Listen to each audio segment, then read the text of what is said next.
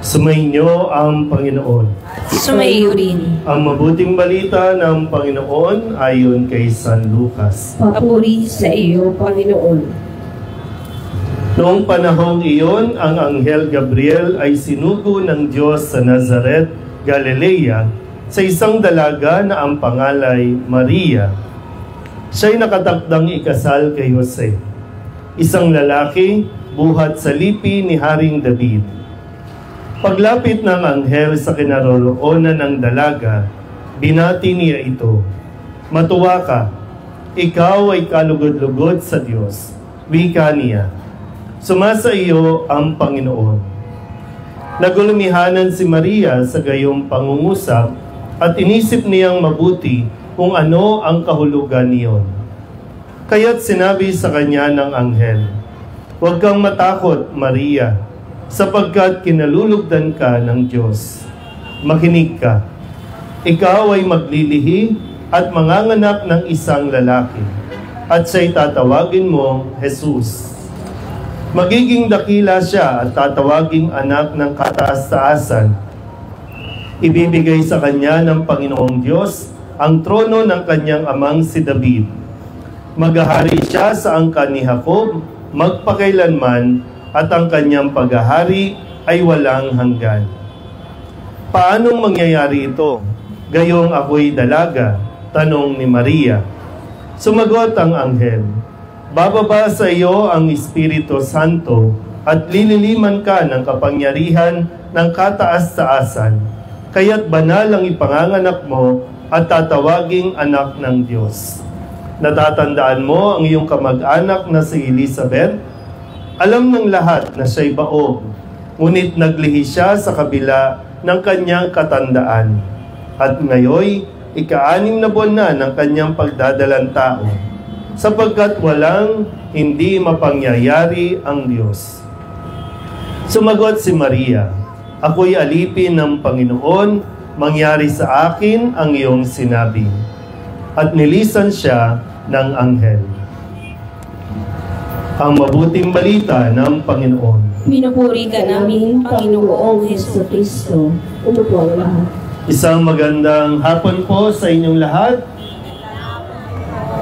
Tayo po ay nasa huling yugto ng ating paghahanda, ika-4 na linggo ng panahon ng Adbyento o panahon ng pagdating, at huling araw din para sa mga nagsisimbang gabi, sa mga nagnonobena, mga namamanata, na makumpleto ang 9 na araw bago po ang kapanganakan.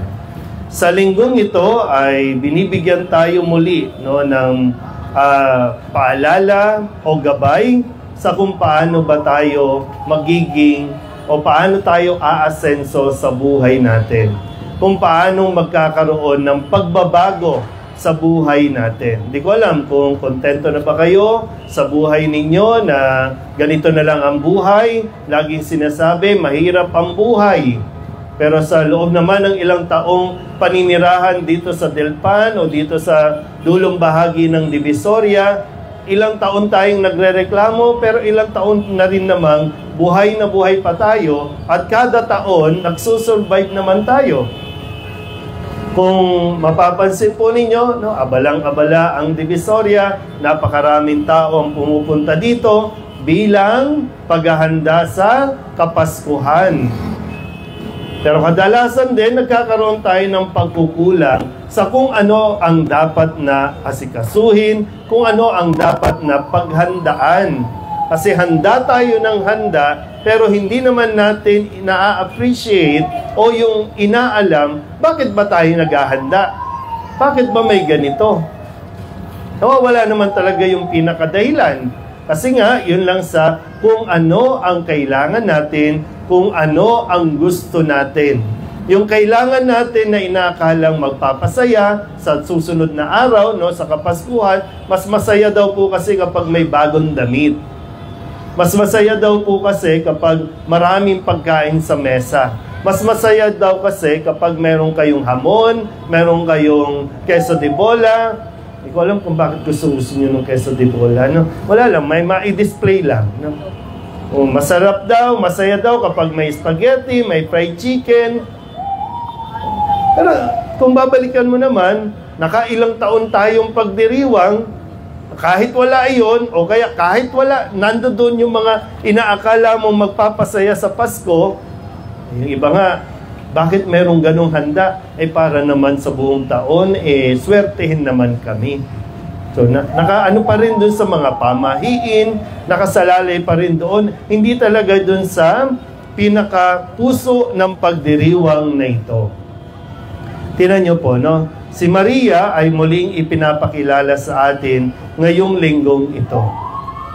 Si Maria na sinabi sa umpisa pa lang, no, ay pinaalalahanan na. Pagkabati sa kanya ng anghel, ang sinabi sa kanya, makinig ka. Huwag kang matakot. Makinig ka. Nung matutong makinig si Maria, naunawaan niya, naintindihan niya kung ano ang gusto ng Diyos. Kung makikinig lang din tayo, katulad ni Maria, malalaman natin kung ano ang gusto ng Diyos. At kapag narinig natin yon, doon nagkakaroon ng pagbabago sa buhay natin. Hindi na yung kung ano ang plano mo, kundi sa kung ano ang plano ng Diyos, dahil mas maganda ang pinaplano ng Diyos para sa iyo. Kadalasan nang ayaw nating makinig. Ano ba nangyayari kapag Kapaskuhan na? Abalang-abala kayo sa kainan, abalang-abala tayo sa pamamasko, pagpunta sa iba't ibang lugar, sa mga bahay, pagpamamasyal, pagsha-shopping. Ano nangyari sa Diyos? Nagsimba ba? Nagdasal ba? Wala. Natapos yung Kapaskuhan, walang nangyari.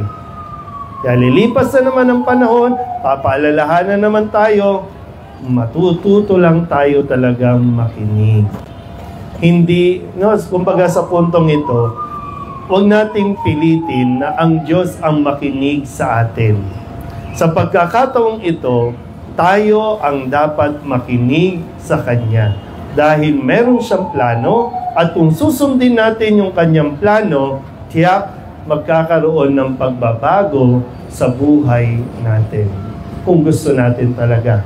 Kung inaasam mong maiahon ang buhay mo, makaraos ka o guminhawa pa, higit pa sa makaraos lang, kung gusto mo ng isang mas maginhawang buhay, sundin natin, pakinggan natin kung ano ang sinasabi ng Diyos na dapat nating gawin.